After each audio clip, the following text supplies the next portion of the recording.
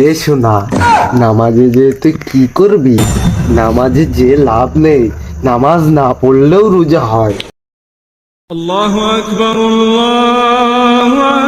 আজান তো দিয়ে দিছে, আজকে তো প্রথম তারাবি। যাই উজু করে নি, নামাজ পড়তে যেতে হবে। এই তো তারাবি পড়তে যাবে, আর কালকে থেকে আমরা বন্দি পড়বো। এই তারাবি আজকেই নষ্ট করতে হবে। কয়বার জন্য কুল করলাম না, আবার করি। এই তো ফাঁদে পা ফেলেছে, এর ঘাড়ে আমরা রাজত্ব দিয়ে যাব 1 মাস।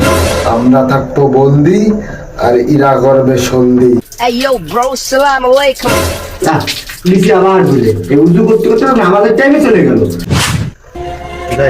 লাইটটা অফ করে নামাজে যাই।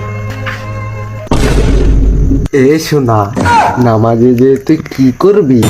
নামাজে যে লাভ নেই, নামাজ না পড়লেও রোজা হয়। अच्छा তারাবি না পড়লেও তো রোজা হয়। ঠিক তুই একটু বোঝ, এত কষ্ট করে তুই নামাজ পড়বি কেন?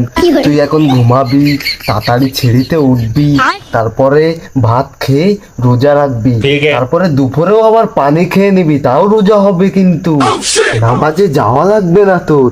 এখন আয় আমরা দুজন মিলে চাঁদ দেখি।